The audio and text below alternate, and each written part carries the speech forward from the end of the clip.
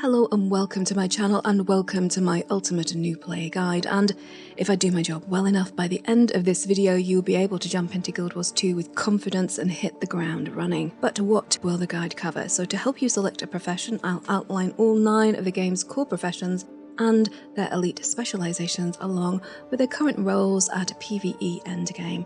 FYI, this is not a deep dive. It is a TLDR overview to get your toes in the water, with links below to more focused guides for all of the professions. And if you're just looking for a recommendation, I will be putting forward 3 professions I think are good for new players. This guide will explain your hero panel, equipment tab, and the game's vast customization system. We will touch on open world and instanced content like stories, raids, and fractals, as well as taking a look at the crafting system, mounts, and armor customizations, along with an introduction to the game's masteries and achievement system. You will learn enough about the game's fast travel system, map icons, and world bosses and event maps to not feel overwhelmed. We will also briefly touch on jumping puzzles and other non-combat shenanigans you can get up to in-game. And lest we forget, I will be going over the basics of the game's UI and a few setting recommendations. Now, this is definitely my one guide to rule them all, but fear not, for every topic covered is chaptered so you can jump to the parts of the guide you are interested in. And unless you are looking to use this as some sort of sleep aid, I do not recommend watching this video from start to finish in one sitting. Be kind to yourself, don't do it. Warnings and caveats safely in place, let's tarry not, for we have much ground to cover. Let us begin, fellow traveller, at the beginning. There are 5 races to choose from. The default human, the Norn, a half-giant race, the Asura, the tiny evil race, don't at me in the comments, the Char, the bad guys from Guild Wars 1, you'll know if you know, and finally, the Sylvari, plant elves. Any race can play any profession, there are no restrictions. Each race has a different starting storyline and starting areas. There are choices to be made during character creation, however, they only have narrative impact on the starting story and no impact on player power whatsoever, so don't worry about it. Making larger characters like Norn and Char can cause minor camera positioning issues when running jumping puzzles, or if you want to be quite stealthy in PvP and World v World. However, you can use the game's tonic system. It's fun, it completely changes the appearance and size of your character. It's something to think about. Now, you can change the appearance and gender of your character after creation with a total makeover kit, but you cannot change their race nor their profession. So let's look at the professions. There are 3 archetypes in Guild Wars 2. The heavy armor-clad soldier, the medium-armored adventurer, and the pajama-wearing scholar. Each archetype has 3 core professions, and each core profession has 3 elite specializations, 1 for each of the game's expansions. Elite specializations give players access to new traits, new weapons, and skills, expanding and diversifying their gameplay. As more expansions are added, more elites will be introduced into the game. However, to access elite specializations, you must own the expansion they are linked to. Free-to-play gamers have access to the core specializations and skills and traits, but not the elites. The game breaks down its group roles into melee and ranged damage dealers, group support boon sharers, healers, and tanks. Unlike many MMOs, wearing heavy armor and holding a shield does not a tank make. In fact, the lines between these disparate roles are often blurred. It's noteworthy too that these prescriptive builds and their required skill rotations are ephemeral. One balance patch can, does, and has murdered many players' darling builds, and these metas are the purview of those interested in competitive endgame play for both PvE, PvP, and World v World. If you are a casual player wanting nothing more to experience the open world and the story content, you can completely ignore the build hype zeitgeist and run whatever feels fun to play for you. If you want a straightforward profession to get you started in Guild Wars 2, I personally recommend either the Ranger, the Guardian, or the Necromancer. They each have great survivability, brilliantly fun core and elite specializations, and a straightforward gameplay. Veteran players, please do share your recommendations below. However, if you are looking for a bit more detail, don't skip the next chapter. Professions, ethos, and roles. If you like heavy armour and heavy weapons, the Guardian, Revenant and Warrior are the 3 core soldier professions. Guardians are the holy paladins, rallying their allies and thwarting their foes with might and magic. Their elites are the Dragon Hunter from Heart of Thorns, the Firebrand from Path of Fire, and the Willbender from End of Dragons. Warriors are the adrenaline-burning, melee brawlers of the game. If you are looking to make a Spartan or a battle-hardened sellsword, this is your profession. The Warrior elite specs are Berserker for Heart of Thorns, Spellbreaker for Path of Fire, and Bladesworn for End of Dragons.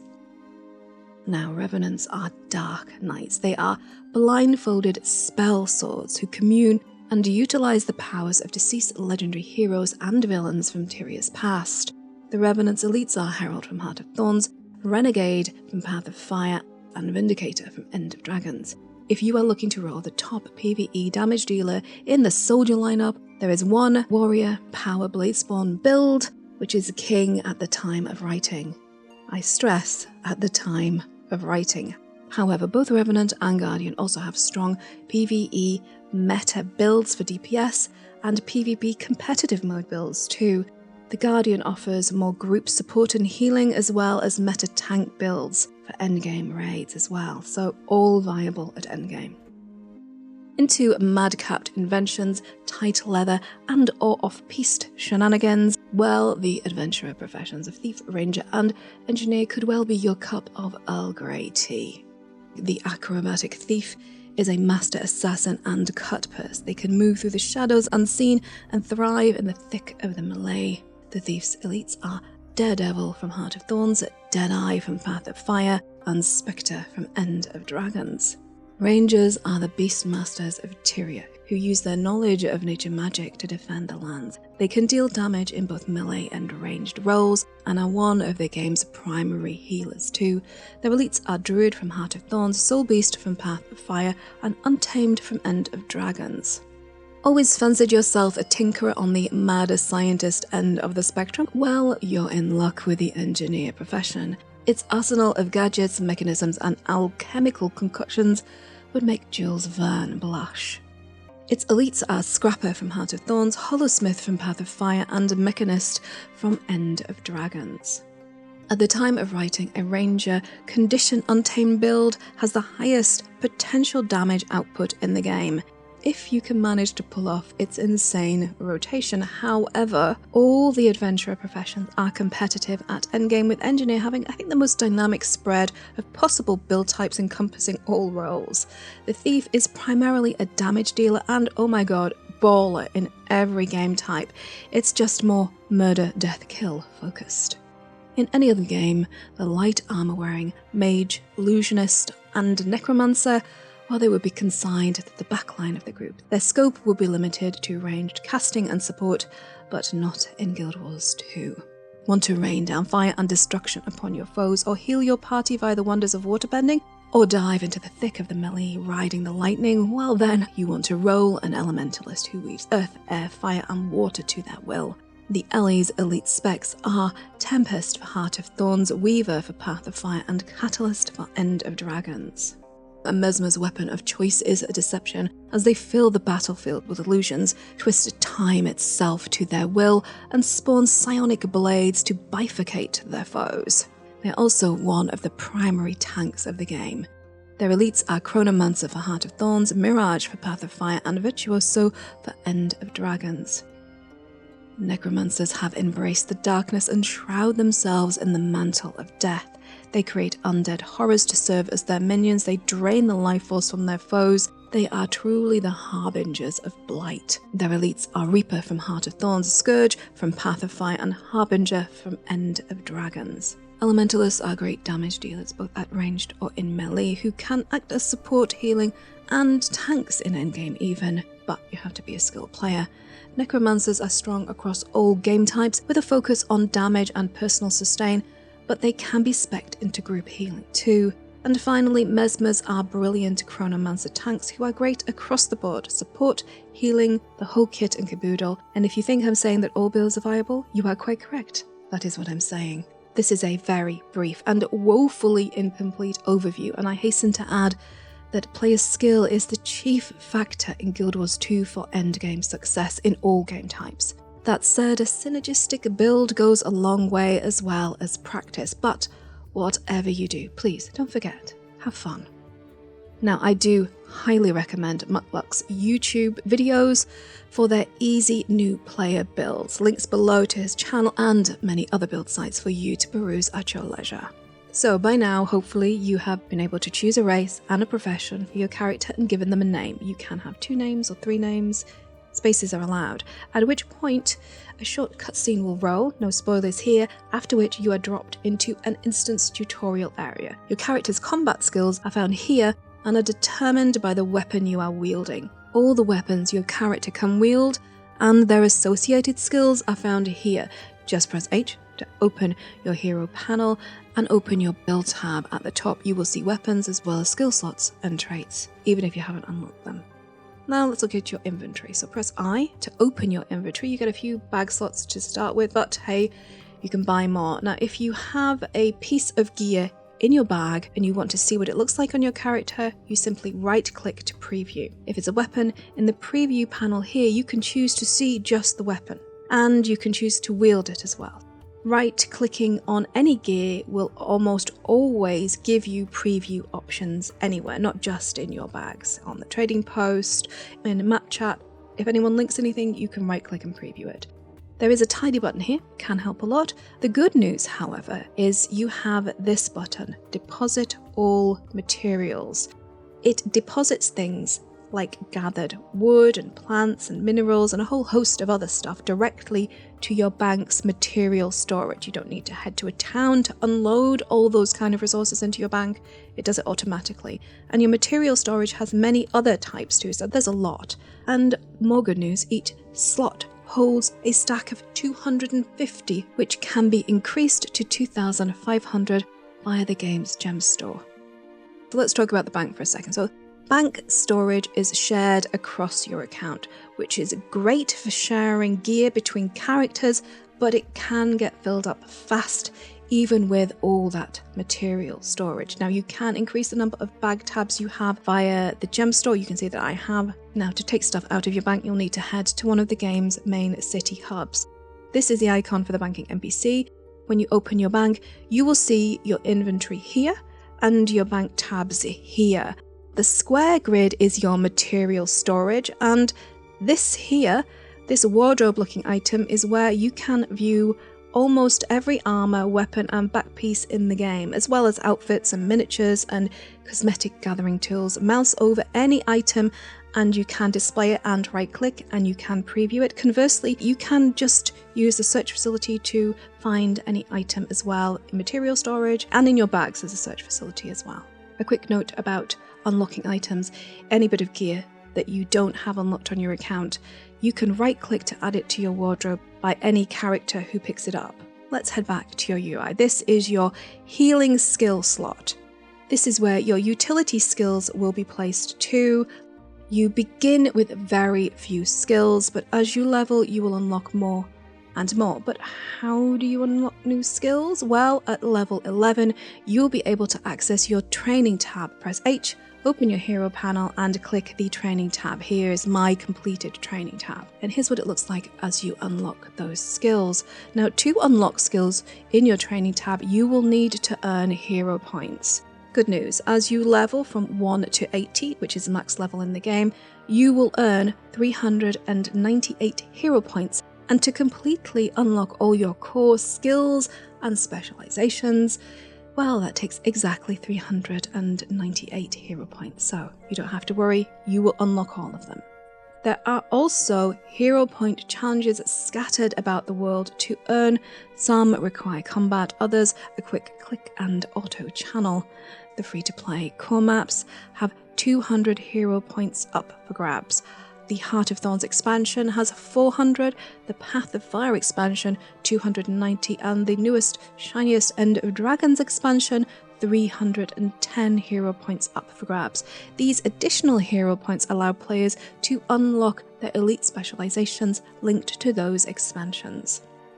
Back to your UI. So The weapon swap button is here. It will be locked early on in the game, but you can utilize it and you can have swap sets. In fact, the game does a good job of letting you know when you are able to access different elements of its UI.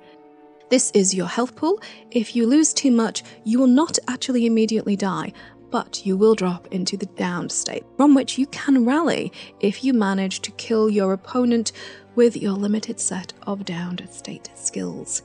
You can also recover with the aid of other players and NPCs. If you do expire or are ruthlessly murdered by World players, thank you gentlemen for killing me, any player can come along and res you. There'll be a little icon on the map here that looks like this. That means that there's a down player, you can go and help them. And it's just a click and an auto channel. Of course, you don't have to wait around for help. You can simply spawn at the closest waypoint. More about waypoints a little later. And good to note is that each profession's downstate abilities are different, and you can see your character's downstate abilities here just under your weapon skills in the hero panel. Back to your UI again. This is your endurance bar, which is a consumable resource used to dodge.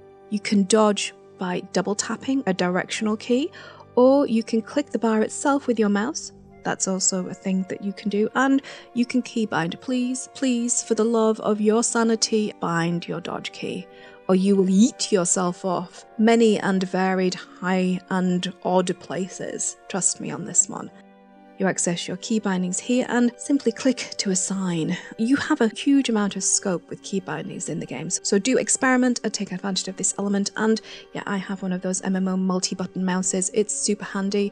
If you can get your hands on one of those, highly recommend. And trust me about the dodge, by the way. You will need to bind it because you will need to dodge out of enemy attacks. Dodge is your friend. The early game is very forgiving, but as you adventure out, you will quickly run into foes who will gang up on you and dispatch you quite easily, so you have been warned. As you unlock more skills, you will discover boons and auras. On screen now, applying, stacking and sustaining these beneficial effects is a major part of group play, especially at endgame content across all game types. You will also discover, much to your pain, conditions and control effects as well as you limp away from your boss dragging your gammy leg. But happily, you too can apply these hampering debuffs onto your enemies. Turnabout is fair play and all that. Now, do not think that you have to know all this on day one. It's enough that you know they exist, and you know where to look for them on yourself, here, and on your target, here, and you know they are of great import. The rest will come with time. Even a Care Bear player like me has a much better, much more enhanced experience in-game with a basic understanding of these mechanics. And speaking of mechanics, there is one I am compelled to share with you. This is the Defiance Bar. It is a mechanic you will run into fairly early on and will be a staple of boss encounters all the way into endgame. And so this blue bar, this Defiance Bar, when it appears, it means that the enemy you are attacking is taking significantly less damage than normal. They might be channeling something in there as well, but they're taking less damage. Breaking and or burning through this bar is vital. Once it's gone, the enemy takes significantly more damage than normal for a short period of time. It can even stun them. And there will often be other nasty mechanic surprises later on in the game if you and your party fail to break this bar. But how do you break it? So you should always have 1 or 2 break bar abilities in your back pocket that you can pop onto your action bar before dealing with a boss encounter. So any of your character's skills or abilities that stun or apply a knockdown will eat away at that bar. And to remember those conditions, well, they are all used to break Defiance bars too. However, I stress, again, this is not something to worry about in the starting areas, but just knowing that this is a thing will help you deal with content later on in the game with significantly more confidence. So, the hero panel. Dun, dun, dun. Okay, the hero panel is your primary character interface outside your action bar. Nested inside this panel is every management system your character has, from equipment and bills and cosmetics and achievements and stories and just masses of information. But let's begin with your gear. Press H to open your hero panel. Click here to access your equipment tab. The equipment tab itself has about 13 sections, however, all but 4 are for cosmetic shenanigans. So let's break it down. Equipment. Click here to manage your equipable gear. You have 6 slots for armor, 4 slots for weapons found here. Your backpiece and trinkets are here. These slots are for your aquatic weapons and breather. You don't actually need the breather, but it's there anyway. And the game automatically selects these when it needs to when you find yourself in a water environment. All exotic, ascended, and legendary gear have upgrade slots. All of them. Armors, backpieces, trinkets, rings, weapons, all of them. So, it's rune sets for armor, sigils for weapons, and infusion slots for trinkets and your backpiece.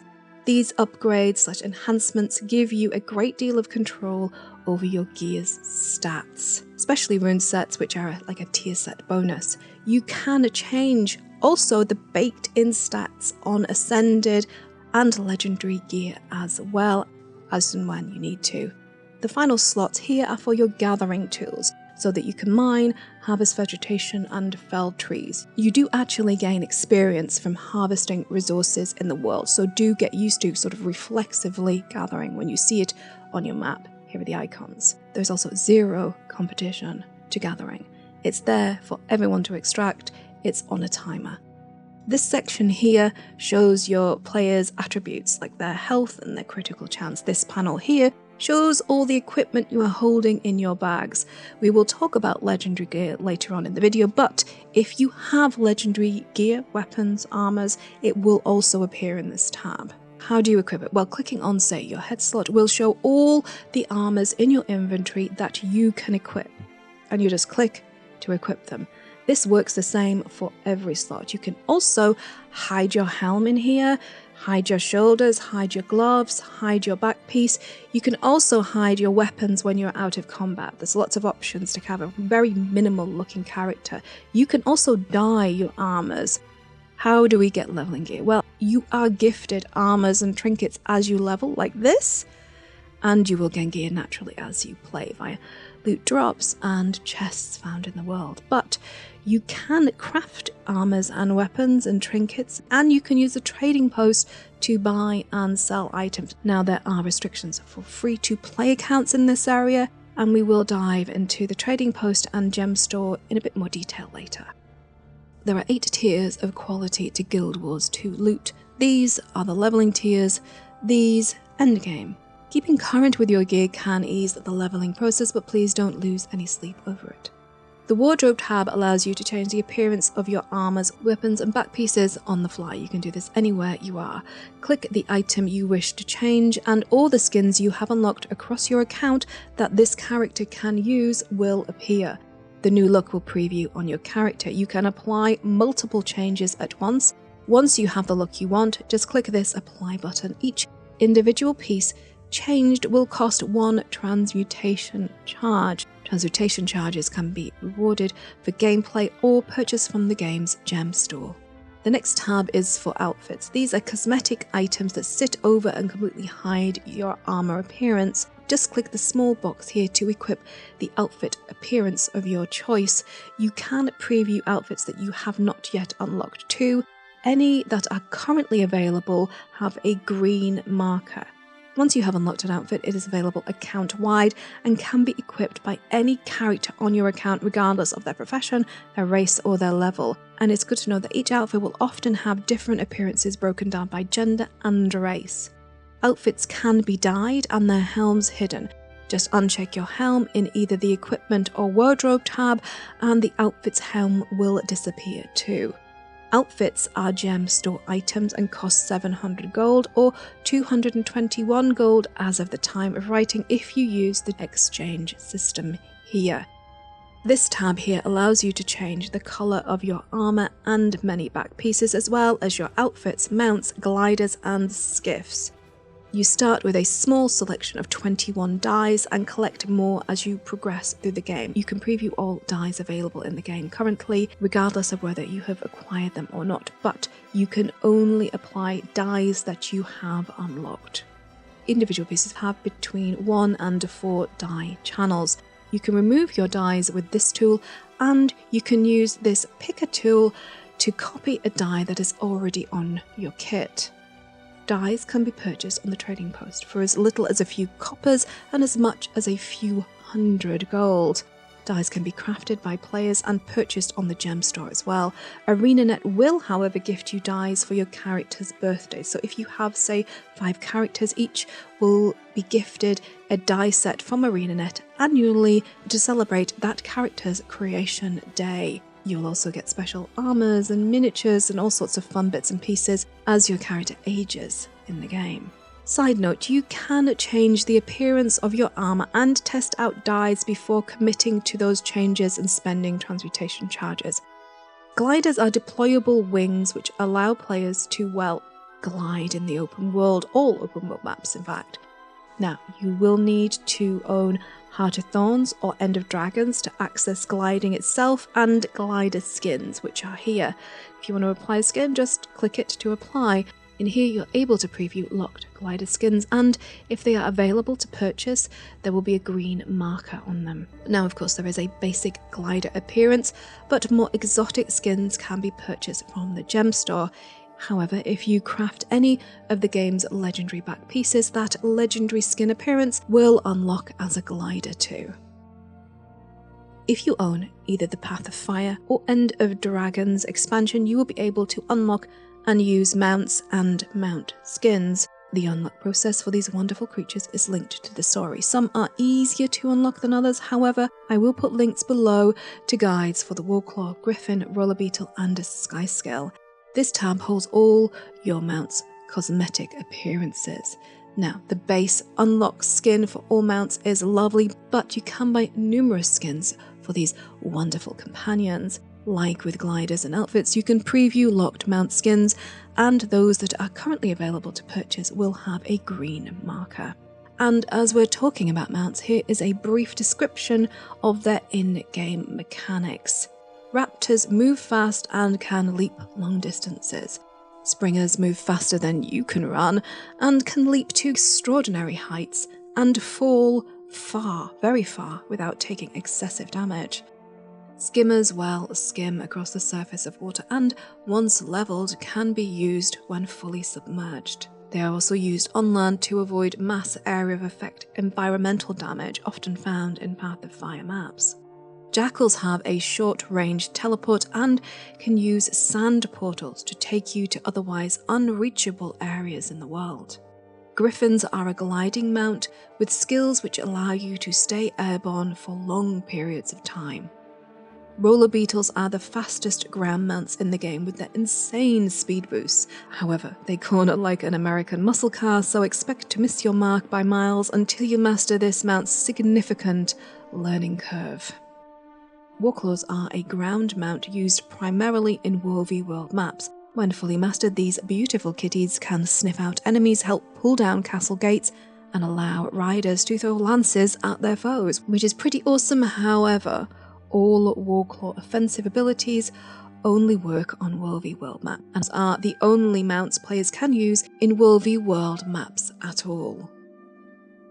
Skyscales are a flying mount who can ascend vertically to great heights and hover in mid-air. They can also grip onto and leap upwards from vertical surfaces as well.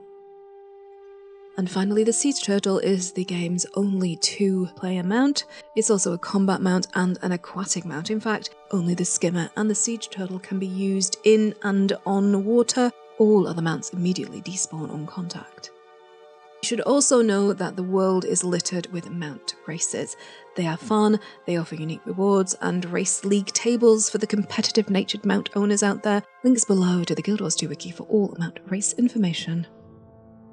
If you own the End of Dragons expansion, you can unlock the ability to fish.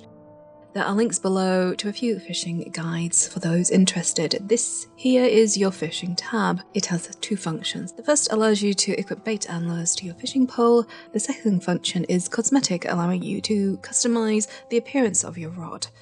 Skiffs are another End of Dragons exclusive feature, allowing you to sail across the waters of Tyria and, well, mostly fish, but there is a world boss in End of Dragons which requires skiffs to defeat. And as you can see, this skiff tab is for cosmetics. You can preview locked and unlocked skiff skins here, And like other kit like outfits and gliders, to purchase different Skiff skins, you head to the gem store. Now, the Novelty tab holds a wealth of weird and wacky wonders, trust me. It's a toy box, if you will, where you can find chairs that your character can sit on, musical instruments your character can actually play. There are exclusively musical guilds out there. There are also held items like kites and torches you can just run around the world with. I could make an entire, very long video just about the items found in the Novelty tab. From visual flourishes to the bobblehead lab, which is hilarious and I highly recommend.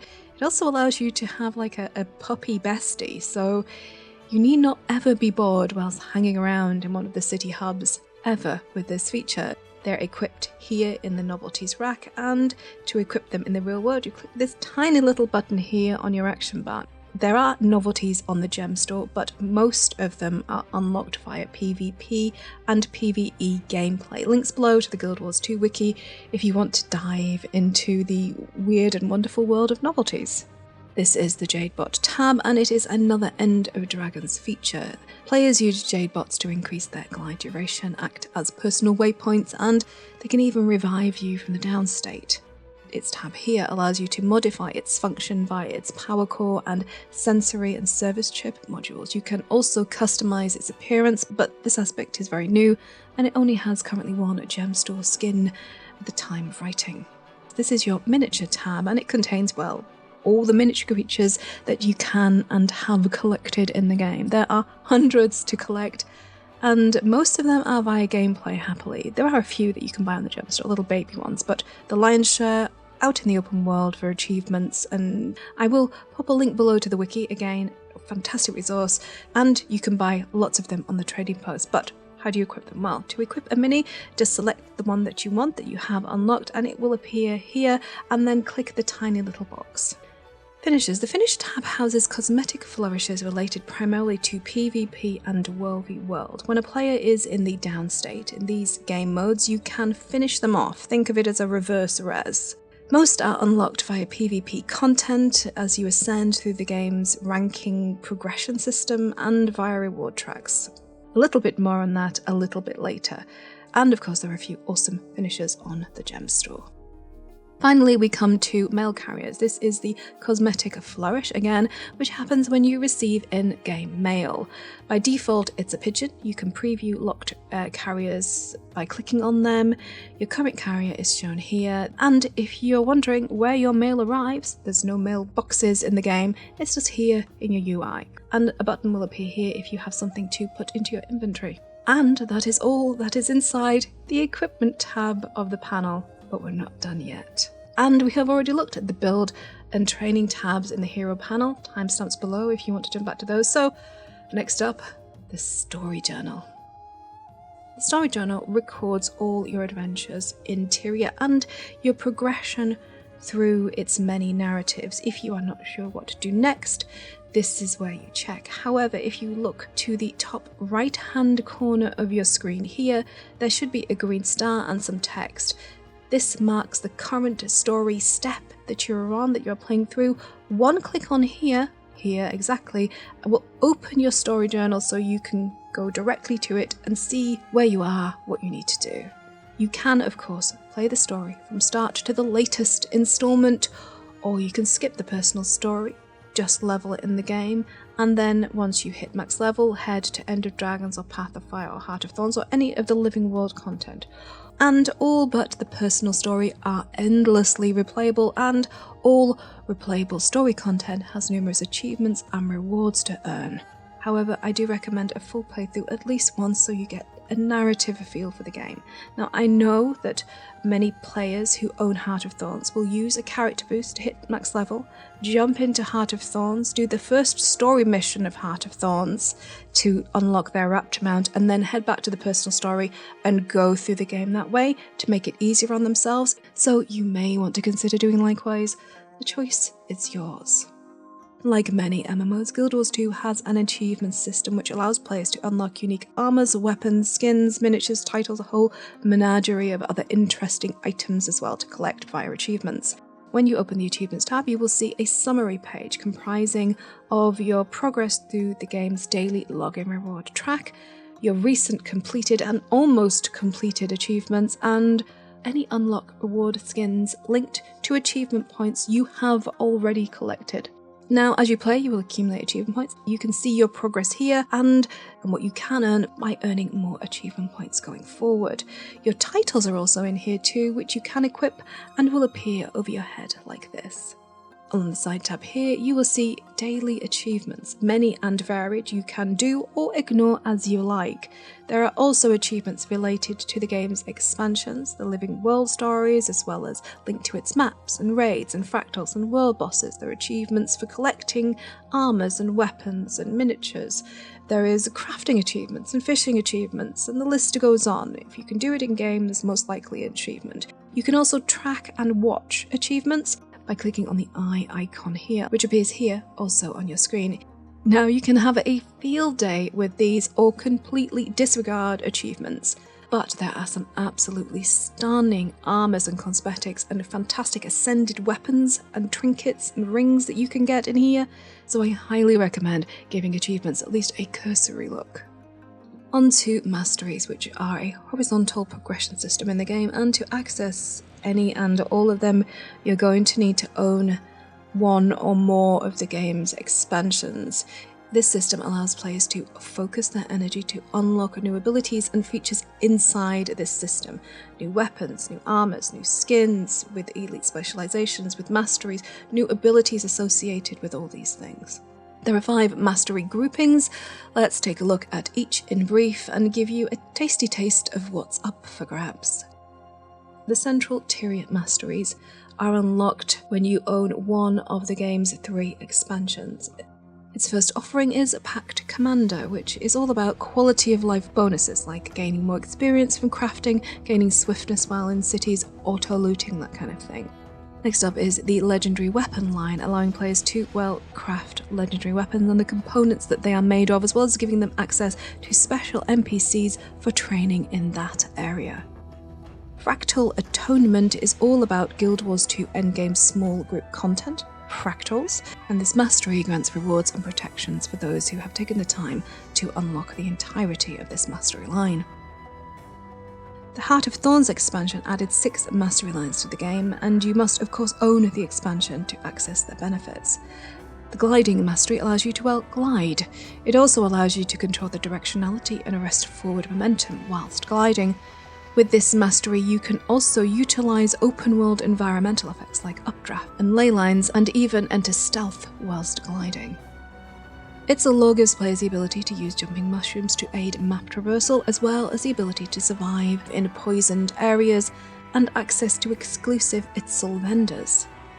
Exalted Lore 2 gives access to exclusive vendors and a daily challenge NPC and the ability to mine auric silver.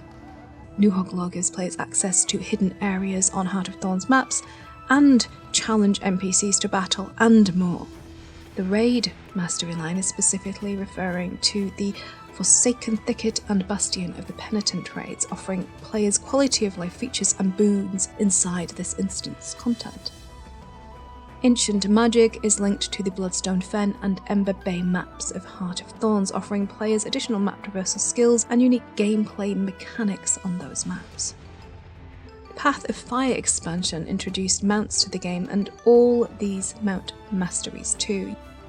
You can make your Raptor leap further, your Springer jump higher, your Jackal can use sand portals to access otherwise unreachable locations, and so on. It's all about enhancing your mounts and opening up the world for exploration, and there is a mastery line for every mount in the game. The Crystal Champion Path of Fire mastery line is linked to the Season 4 storyline and its maps. It's also about further boosting your mounts, adding endurance and healing, and this little trick too, Bond of Faith. Very, very handy indeed. The Icebrood Saga storyline added 6 mastery lines. Raven Atonement allows players to unlock Raven Gates, giving access to previously unreachable areas in the map, and offers protection from the environmental ice storms happening in that region. The essence manipulation lines allow players to harvest motes from their enemies in combat, which increase the player's resilience, vigilance, and vigor, improving damage output and increasing survivability, basically. The United Legion's Waystation Synchronization Mastery gives players open-world access to Waystation tables, which offer a variety of consumable boons, buffs, and abilities. This one, super handy. The Dragon Slayer Mastery is tied to Dragon Response missions, giving players boons, benefits, and bonus rewards in this content, as well as unlocking unique weapons and vendors. The game's latest expansion, End of Dragons, offered 5 mastery lines: fishing, skiff piloting, and turtle mounts, as well as Jade Bots and Arborstone Revitalization Masteries too. The fishing, skiff piloting, Jade Bot, and turtle mastery lines are all about, higher, further, faster, and here's some nice NPCs to give you some loot. But the Arborstone needs a little bit more explanation. Arborstone is located in Echo Vale Forest. It's an instance ruin. It's linked heavily to the story. It acts as a hub and refuge for story NPCs and the player alike. Its mastery is all about unlocking additional resources at that location and offering increased rested bonus to experience, which allows players to level their masteries faster. So let's talk about how you unlock all these masteries, aside from, owning the related expansions. To unlock a mastery, you will need to gain experience, measured here whilst that specific mastery line is actively being trained. You will also need to collect mastery points. These are found in the open world. Look for this icon on the map. Each expansion's mastery icons have a unique colour, but you can also unlock masteries via achievement points. If you see an icon at the side of an achievement, it grants mastery points. Straightforward, very simple. Experience and mastery points, and you're golden. There are 9 crafting disciplines, and your character can learn all of them, but only 2 can be active at any one time. A conversation with a master craftsman is needed to swap in and out of your trades, as is a small fee. Let's look at armour crafters. Armour smiths make heavy armour, leatherworkers make medium armour, tailors make light armour. All these armour crafters can also produce bags. You will need bags. Bags are good. There are 3 weapon making disciplines. Artificers create staves, scepters, tridents, and foci, as well as consumables like potions, tonics, and tuning crystals. Hunters craft shortbows, longbows, pistols, rifles, harpoon guns, torches, and war horns, as well as consumables like maintenance oils. Weaponsmiths make axes, daggers, swords, greatswords, maces, hammers, spears, and shields, as well as consumables like sharpening stones. For all your trinket needs, i.e. amulets, rings, and earrings, you will need a jeweler. Food and dyes are produced by chefs. And scribes make guild hall decorations, world v world armaments, and guild banners. Scribes are guild-centric and a little bit off the normal crafting paradigm. To craft, you will need to head to a crafting area and crafting station/table. They are marked on the map and often huddled together. Each city has a crafting hub. These are also the places where you learn a crafting discipline by speaking to a master craftsman. A short conversation is all that is needed, although you will need to spend gold to learn additional recipes. Master craftsmen also sell vital components you will need to use whilst crafting. For me, the ability to make ascended armours and weapons. The best statted gear in the game is reason enough to take up crafting. But you can also make gold from selling materials related to the production of ascended and legendary gear as well. The crafting system, I think, could use some TLC, but if you're interested, I've popped some links below to some crafting guides to get you started. Which brings us neatly to the game's salvage system, because all those craftable resources have to come from somewhere, and you will be getting a lot of loot drops specifically designed to be salvaged and used as crafting materials. But what do I mean by salvage? Most Guild Wars 2 gear can be salvaged. For example, if you have a lighter armor chest piece you're not going to use, it can be broken down into a few cloth, or you have a weapon that you don't want, it can be broken down into iron ingots and maybe some leather from its grip. to break down old or useless gear into its component parts, you will use a salvage kit. Kits can be purchased from NPCs in-game, purchased on the gem store. They have 15 uses for lower level kits and unlimited uses for gem store kits. You can create a kit with 250 charges called a Mystic Salvaging Kit, linked below. It's fairly straightforward to make actually, but it's not something that you're going to be able to do until you've leveled a bit. An endless salvage kit on the gem store will set you back a minimum of 500 gems, which if you exchange in-game gold for gems will cost you about 150 gold. I think it's worth it in the long term, especially if you decide to unlock a account-wide shared bag slot, giving all your characters access to that endless kit. At least it's worth it for me. It's a judgment call you'll have to make. Let's talk about Ascended and Legendary gear. The best, strongest statted gear in the game is Ascended and Legendary. And yes, there is no power increase to creating, to making, to buying Legendary kit. The only benefit you get is the hyper utility and dynamic visuals. For a deeper dive into that topic, see this video for the whys and wherefores of that. Most Ascended gear in-game is crafted or earned via achievements or drops and or currencies in endgame content. All endgame content, all of them can and do reward Ascended kit. Ascended and Legendary gear are bound to your account, not to individual characters. For Ascended kit, you can utilize your account-wide bank to move that armor to any other character on your account that can use it. Onto Legendary gear. So Legendary gear will appear here in your equipment tab. To equip it, you just click and a copy of the Legendary piece will spawn on your character. The same goes for any Legendary piece of armor, weapon, gears, trinkets, back pieces, everything. You can spawn as many copies of your Legendary gear as you have characters on your account who can equip it. You can also change the baked-in stats of Legendary gear with one click. All the possible stat combinations currently in the game are in here and you can change this at will. You just need to be out of combat. And the same goes for Legendary runes and sigils too, which you can create. They have all the stat combinations possible, you can change them at will. To change the stats on Ascended gear, you will need to head to the Mystic Forge. So let's talk about that. Found in Lion's Arch, the Mystic Forge allows you to combine items to change, for example, the stats on your Ascended armor, or to create completely new items. Legendary weapons are in fact forged this way, at least the final step of their creation. There are literally hundreds of forge recipes, and after 10 years of the game, there are still undiscovered recipes out there as well. The Forge Assistant too has very interesting items you will want to check out when you hit max level as well. So, the Mystic Forge, a minigame in and of itself.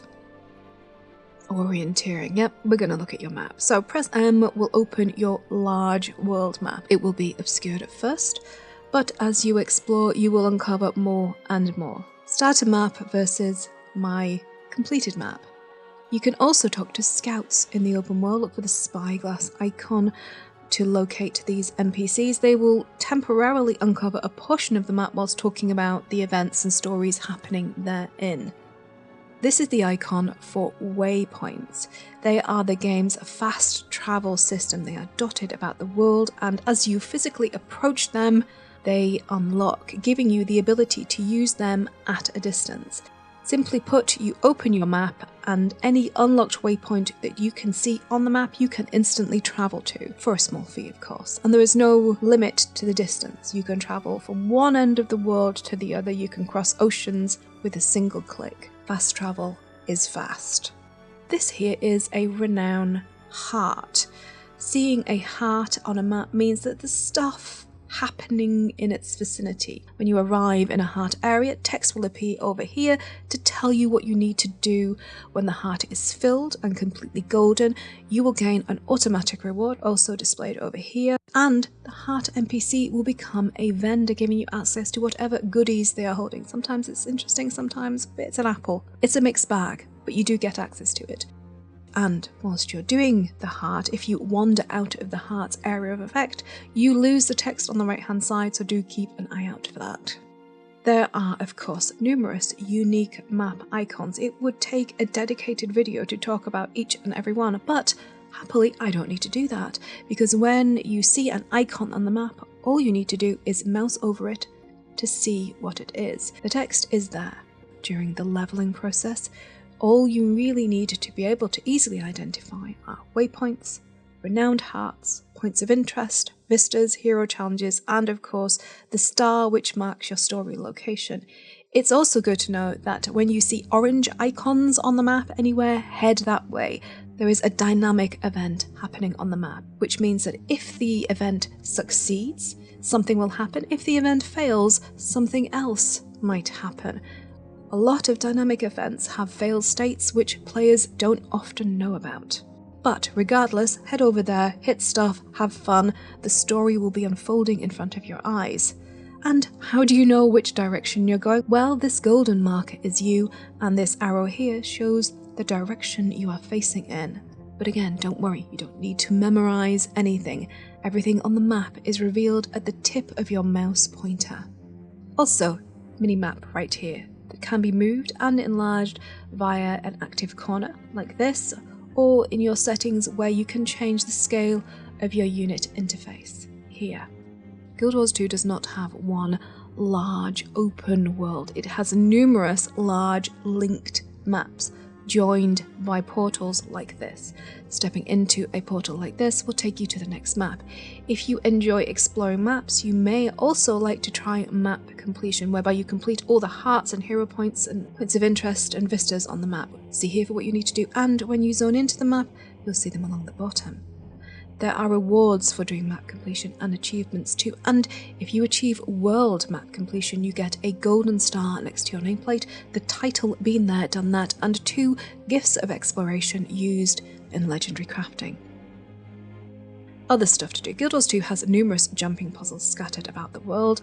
There is often a friendly Mesmer, happy to portal a new player to the prize at the end of the puzzle's ascent. Do thank and or tip these kind players. A quick right click on any player's portrait will allow you to whisper them or send them an in-game mail, and dropping them a few silver or gold is always welcome. There are also scavenger hunts scattered about the world too. The Mariner's Plaque Hunt in Lion's Arch is a good starting point. As always, links below. And if you find a pair of goggles on a cliff, pop them on and dive into the water. These diving points are scattered across the world, and again, achievements associated with them. And you can consume a tonic and change into a weird and wonderful creature and brawl with your friends in combat, non-combat. It's a bit weird, it's fun, there are achievements associated with it. There's stuff to do, and the game has numerous seasonal festival events and games and mini-games and rewards for you to join, all running, all on the calendar. Dive in. And let's talk about your home instance. So in each capital city you will see on the map a home instance. This is your home instance. Yes, it is. Head there and you will find the Belcher's Bluff game waiting. You can also earn rewards for this place and add gathering nodes and toys and numerous cats for some unknown reason, which I have of course done. NPCs from your personal story will also take up residence here, so enjoy. The game has a number of consumable items which will help smooth the leveling process and aid you at endgame too. There are boosters which grant many and numerous beneficial effects for leveling. Links to the wiki for details on the acquisition and all the different type of boosters that you can get. Please do take advantage of the enhancements like maintenance oils, potions, sharpening stones, tuning crystals and writs, all of which will increase your performance, along with foods which will grant you various boons like health regeneration and a percentage boost to the experience you gain via kills. These are all available on the trading post and can be crafted as well. Talking about the trading post, so the trading post can be accessed here. You can right-click items in your inventory to sell them on the trading post. You don't have to go there physically to sell them. And you can right-click to look up an item you have in your inventory to buy more of them on the trading post. You can buy and sell items from anywhere in the world, but you will need to head to an actual trading post NPC to collect your purchased items and any gold earned from selling stuff. And I hasten to add, it is always advisable to check the trading post price of items before you salvage or sell them to a vendor. In fact, it is almost universally always better to sell items on the trading post or salvage them than sell them to an NPC vendor. Let them have your vendor trash. And it has a fairly robust search facility, and it is well categorized. When you click on an item, you will see 2 price columns down here. This is an instant purchase, and this is you placing an order, telling people how much you are willing to pay, and that order can be fulfilled by another player. One of these is instant, and one of them is wait and see if somebody wants to sell you that at that price. Also, you can, again, right-click any of the weapons and armours and stuff and preview them. Have fun. It's a good place, and there's loads of legendaries on here. If you enjoy playing player versus player combat, Guild Wars 2 has you covered. Just click this button here, and the PvP panel will open. Click to enter the PvP lobby, and you will arrive here on these beautiful floating islands where you will find PvP NPCs and practice golems and banks and a whole little ecosystem here for you to run around in. Your skills and your armour too are a little different here. Now, I am not a PvP player. I am a Care Bear, so I heartily recommend that you look at a build or two and a guide or two before you jump in. I can't give you those things, I'm sorry. I can tell you from the wiki what the game types are though. So there are 5 PvP game types. Conquest allows you to seize capture points for your team and defeat enemies for additional points. Each Conquest map has additional elements like powerful NPCs. That sounds great. Automated tournaments. I know this one. You compete with a team of 5 against another team for loot. Murder Ball, well, you defeat enemies for points, which sounds amazing. And the Stronghold mode, whereby you kill the enemy's lord before they kill yours. And Team Deathmatch, which sounds absolutely adorable, doesn't it? Its objective is to defeat the enemy players as quickly as possible. I do, however, play World v World. For me, it has the interesting play of PvP, the mad, intelligent human behind the keyboard, but it's set in large open world maps where you capture keeps and castles. It's a beautiful game. It's diverse. You can run around in large groups following a commander. You can go in smaller skirmish parties and wreak havoc. Both PvP and World v World have reward tracks, which allow players who do not ever venture into the world, the evil land of PvE story content. It allows them to earn all the shiny gear from the story and the open world without having ever set foot in world maps. So there you go, reward tracks, pretty awesome. You can get all sorts of gear in them. I'll put some links below to the wiki so you can have a look at all that. Let's have a look at group content. Raids are 10-man instance encounters. There are 7 raid wings with 21 bosses to kill across all of them. You don't have the expansions associated with the raid, no raid for you. This content is some of the hardest in game. Fractals are endgame 5-man content. They scale in difficulty from very easy, like something that I could do, to very difficult, something that I have failed at numerous times. You have to be level 80 to play them. You have to have specific components in Ascended Armour to even survive the higher levels. Fractals are fun, it's very interesting, good content in my opinion. Story modes are 5-man instance content linked to the story, so you do these as you level, and all these dungeons have explorable modes which offer different stories and different paths through them and different rewards to discover and unlock. It's good content, the story modes, but there's only a few of them and they are all associated with a personal story.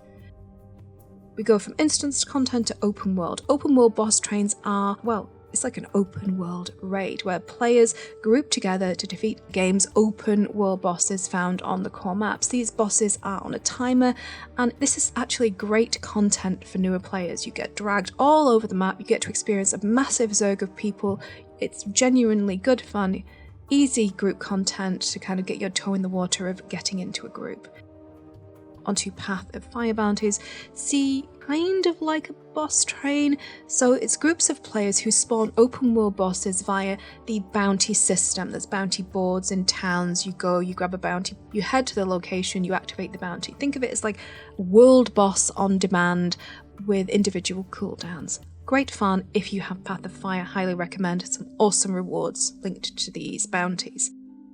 Let's talk about map metas, which is still in the open world event kind of category. So a map meta event is a map encompassing objective linked to the story. 4 Heart of Thorns maps have meta map events. Path of Fire has 1 meta map and Icebrood Saga has 1 as well. you band together in a raid, you defeat bosses on the map, which culminates in a kind of big boss battle at the end, and there are huge amounts of rewards and materials to gather from this, and tokens, and it is a huge thing. They happen all the time, and they're on timers. Now, there is only one meta event map outside of the expansions, and that's linked to the Living World Season 2 storyline and is located on the Silver Waste map. It's a good fun map, I highly recommend that content. But how do you get into it? Well, if you want to see what groups are forming and running at the time in game, click here, you open the LFR, give a group tab, and you will find groups running here. It's all categorized, it's all very organized. You can look for groups and you can start groups yourself. And this is not just used at endgame, you can find leveling groups for this, or role-playing groups for this, or you can start groups. Highly recommend people using the LFR tab.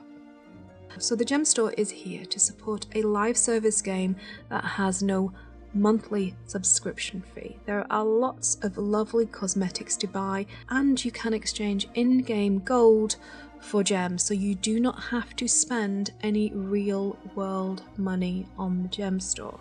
And I hasten to add that there are so many beautiful armours and weapons and skins to unlock in-game via gameplay that you should not feel pressured necessarily to go to the gem store for shinies.